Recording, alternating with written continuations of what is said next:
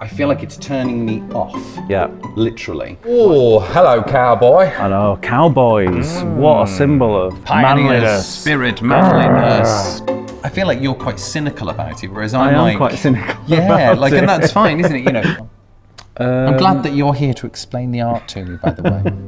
Hi, I'm Joe Brook, Executive Director of Museums Liverpool, here at the Walgrove. Here we go. Right, start again. Hi, I'm Joe Brook, Executive Director of Audiences Media here at National Museums Liverpool. And it's me, Cheddar Gorgeous, international cultural icon.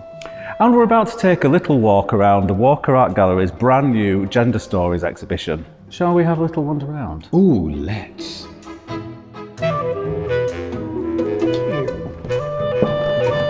Oh, lovely.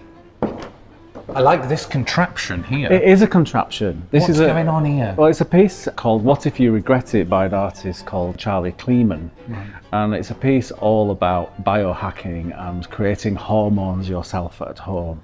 Which is really significant at the moment because a lot of trans people are experiencing being cut off from their affirmative care and often resorting to making that kind do. of home manufacture of making do.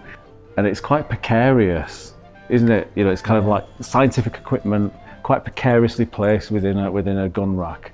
And the gun rack itself, I guess, is quite symbolic of masculinity in a lot of ways. Yes, the gun rack is laden with symbolism. It really is. I'm glad that you're here to explain the art to me, by the way. Good. I think it's really interesting though, because it's about your personal reactions to things, isn't it? Is art. It's like, you know, how it makes you feel. This, I really get a sense of that. I feel uneasy. I feel really uneasy. It makes me feel slightly edgy, and that precarious nature of it, I think, really comes across. And that must be that kind of experience of a trans person not knowing where their next hormones are going to come from. And literally having to jury rig a system of survival. Yes, yeah, just to function in the world. Yeah, I think it's quite a powerful piece. Shall we manoeuvre on? Let's go and see some more. Let's go. Ooh. So this piece is called Unbreathed Memories and it's by John Seymour Lucas. When was it painted? 1876. Amazing. It's quite interesting because it shows the ideals of femininity at this time, where she's in mourning, indicated by wearing black, and she's kind of sitting there forlornly, being able to be nothing but a poor, sad woman. Which we can obviously both relate to intensely, Joe. This is like 2 years after her husband's passed. And she's about 20 years old. Right. I mean, that's quite weird. Yeah. So you have, not only do you have these restrictions, but the very way you're able to express yourself becomes a way of dictating your expectation of a certain emotional state. Yes. Control over women's bodies didn't just fixate on their physical form, it was also about what emotions they were allowed to express. Exactly. Have you noticed as well, she's holding a little bundle of letters there on her knee, like she's communicating, or is she reading notes from a dead husband, or is she back out there? So you're saying she's back on the apps? I'm saying she's back on the apps. Scandal. So this is a really great piece. I really love Catherine Opie. This was produced in 1991 and it's called The Gang.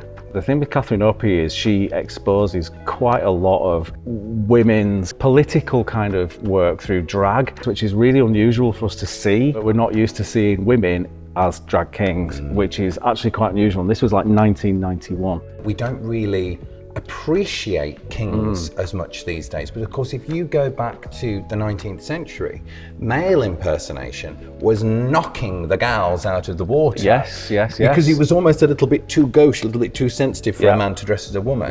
But women dressing up in images of gentlemanliness, it was considered a great skill. It was seen as this kind of strange gender mobility. People really appreciated it as a real artistic craft. So it's wonderful that we're now seeing again this appreciation for what kinging has to offer. Yeah. And we're still not used to seeing them. We're still not used to that equality in that kind of space. You're completely right. Yeah. Should we move on to the next piece? Some more boys, I think. Excellent. Now, I absolutely adore this piece by David Locke. It doesn't feel like it's designed to turn me on. No, exactly. Right? I feel like it's turning me off. Yeah. Literally. Why is that? There's something about the expressions on the faces. I mean, they don't look very happy. We're seeing now with that idea of looks maxing. Yes. And this pressure that's on men now to yes. embody a particular idea of what masculinity is. Yeah. It's a trap. I think it's very related to gay men's feelings of shame. Yes. And I think that as a gay person, whether you're a man or a woman, you're often pushed out of those ideas of what it is to be valuable in your gender. And I think one of the few things that gay men are able to excel at is maintaining this kind of image of themselves as sexual beings. It's centered in our identity. And obviously central to that is the idea of maintaining a certain level of attractiveness. It's almost the only area we're allowed to excel in. So we obsess over it. Shall we try the next one? Let's do it. I do love a smock, and this is a really special smock because it's one of the artist Gluck's smocks, and from the 1930s. 1930s. And we have this perception, don't we, that all this like non-binary, non-gender neutrally type stuff is all really new, but actually, famously, Gluck identified as neither male or female, right? Yeah. But I think it's really interesting that the garment itself is in itself neither male or female. It's a unisex garment, and also not particularly flattering for either. I would say maybe you could wear it. Pull it off. You'd rock it. You'd rock it. Nice pussy bow. Nice. Beg your pardon. My what? Shall we see something else? Let's do it. Come on. Art.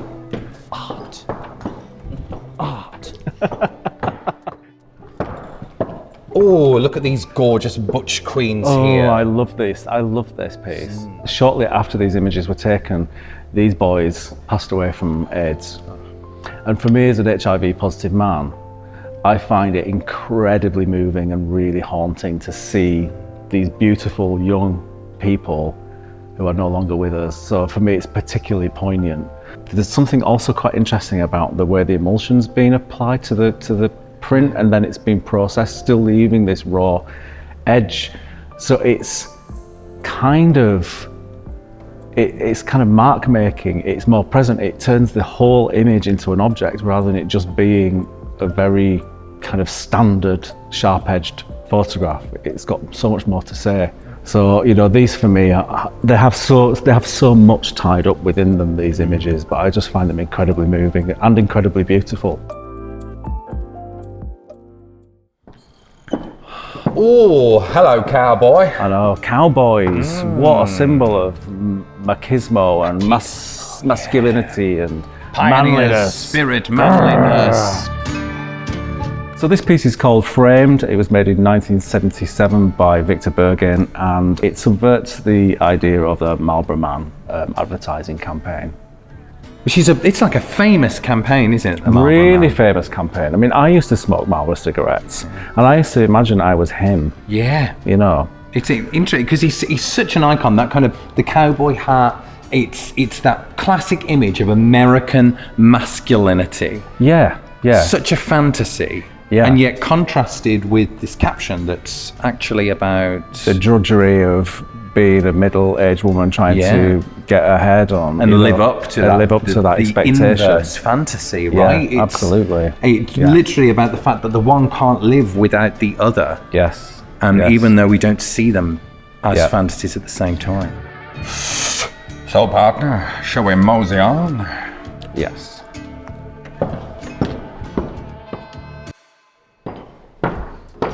Oh.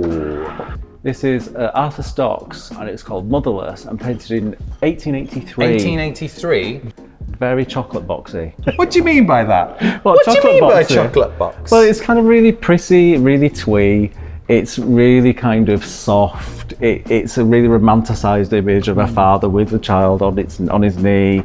The fact that they're tending what is I assume to be the dead mother's grave. I feel like you're quite cynical about it, whereas I am quite cynical. Yeah, about and it. that's fine, isn't it? Whereas I feel like it is nice to see a man being left holding the baby in some respects and excelling in that role of holding the baby. There's quite a feminine quality about the work, which still sort of implies this kind of femininity of the best parent in the situation. Why are you cynical about it? Because actually, if you look at this piece here, which is a William Orpen piece, this is quite a working class mother, and look at the contrast with this painting of this picture. She's drinking the gin.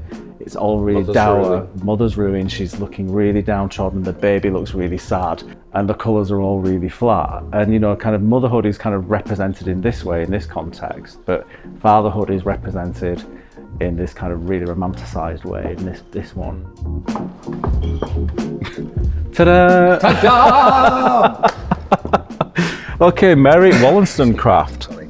So this is attributed to John Williamson. So Mary Wollstonecraft wrote a feminist text, which at the time was heralded as groundbreaking. But then details came to light about her unconventional life, and then she became completely ostracised by the very system she wrote about. And actually, what's really interesting, I think, about this painting is how masculine she looks. Oh yeah, it's just plain as day, isn't it? Yeah. You can imagine this would have confused people. Yeah. You just the way, the styling of her hair, the styling of the outfit, and completely ambiguous in terms of gender. I love this collage. Mother! I love this collage. Mother! Museum of Transgender History and Art. Oh, so this is Heroes and Transcestors, I believe. Yes. Is it from 2013? 2013. And I'm kind of looking at, do I know anybody on here? I know, do I know anybody here? I bet you do. There's Lady Bunny there. Divine. A few Sisters of Perpetual Indulgence. Yeah. Marie King. Oh yeah. There's Marie King. Yeah. Lovely. Yeah. Some controversial faces too that we won't talk about. Yeah. We get a little sticker over that one, thanks. And there we go. But sometimes history is complicated.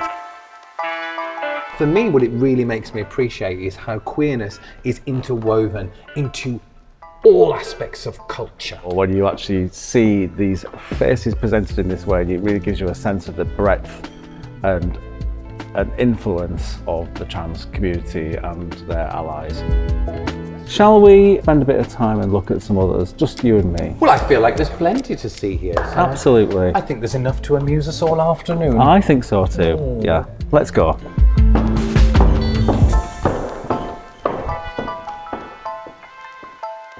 Who's that?